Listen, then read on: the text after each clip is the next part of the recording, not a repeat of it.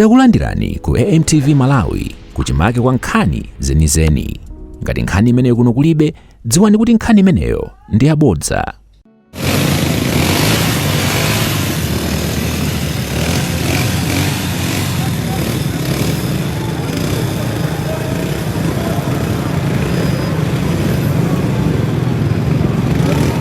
Chachikulu choti mudziwe ndi chakuti kubwera kwanu kudzapereka zikalata zoyimira pa chisankho pa mwambo ngati uno ndiye umboni waukulu umene mwaonetsa umene ukupangitsa kuti dziko lonse lidziwe kuti ndinu okonzeka kupikisana nawo pa chisankho. Choncho amayi ndi abambo pa mwambo wa lero amene akufuna kupikisana nawo pa chisankho akhala akusayina ndi kutsimikiza ndi kuti adzatsatira malamulo ndi ndondomeko zonse za chisankho. Ndipo buku limene asayinire lero muli ndondomeko zimene zimafotokoza bwino lomwe mmene opikisana pa chisankho akuyenera kuchitira kampeni. Limafotokozanso kuti kampeni ikuyenera kukhala ya fundo osati zolankhula zonyozana kapena kulimbikitsa chidani ndi ziwawa.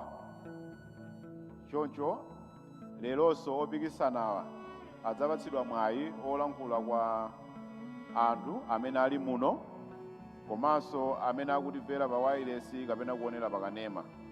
Tikuyembekezera kuti umenewu ukhala mwayi olimbitsa mtundu wa Amalawi kuti asunge bata ndi mtendere nthawi yonse ya kampeni komanso pamene tikukaponya voti ndi kuwerenga ndi kulengeza zotsatira.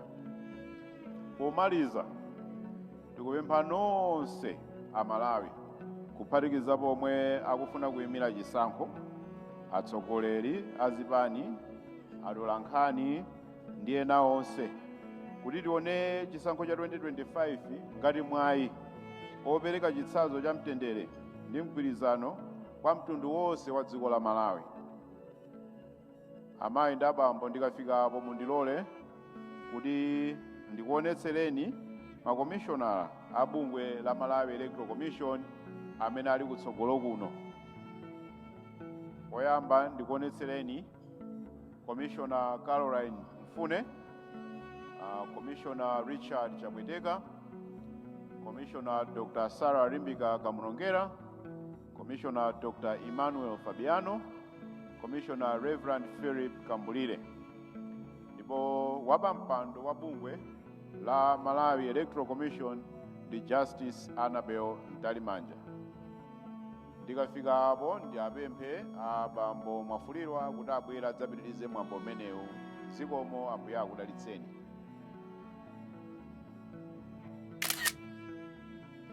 Zikomo kwambiri Chief Elections Officer Malawi Electoral Commission bambo Andrew Mpesi.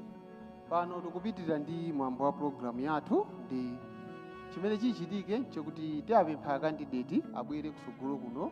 Akabwera apita pa microphone ationetsera kuti running mate ndi ndani. Akationetsera running mate apita pa desk pamene asayinire code of conduct. Ndi tipempha amene akuaperekeza ngati alipo apayi abwera okha afike apo ationetsere running mate. Bwerani a candidate.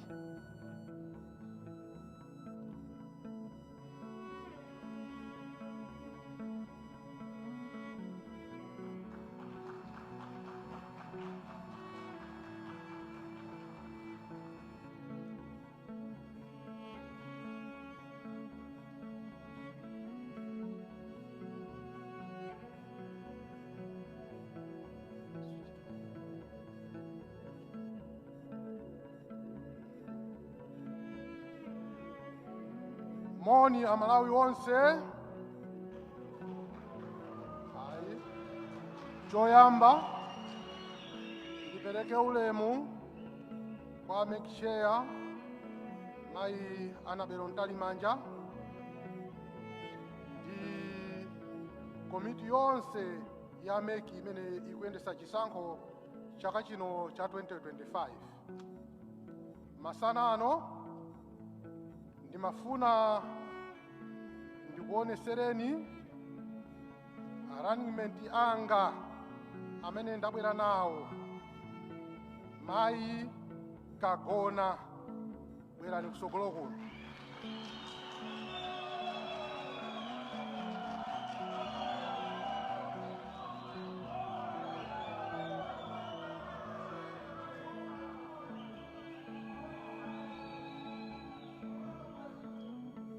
Zikomo kwambiri. Pamenepo tipemphana kuti akandidate apite akakhale pa mpando wawo asayinire code of conduct ndipo a chief elections officer akhale pompo kuwathandizira.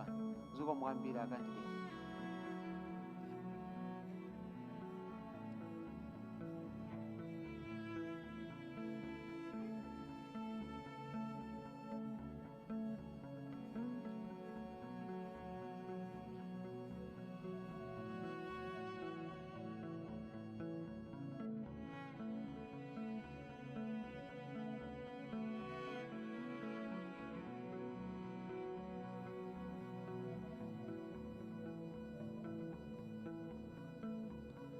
Zikomo kwambiri. Pamene akusayinirana code of conduct mafuna tikumbuse ndipo ndifuna nkhani imeneyi ndibwereze kuti wina aliyense amene analembetsa pa chisankho mwa anthu 7.2 million zokuzindikirani pali njira ziwiri.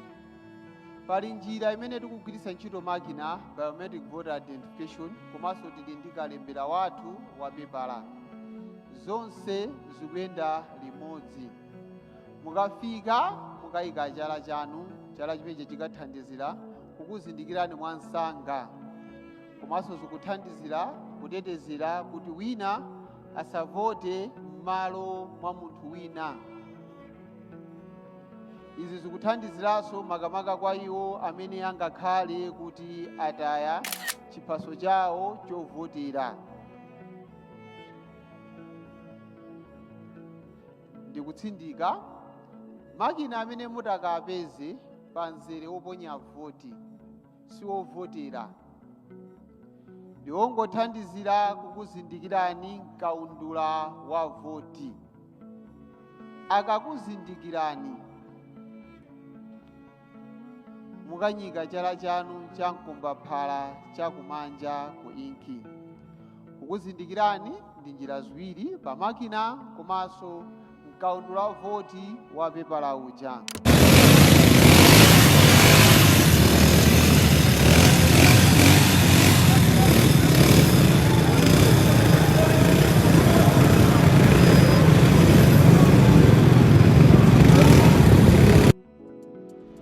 Osayiwala kupanga subscribe ku channel ya AMTV Malawi.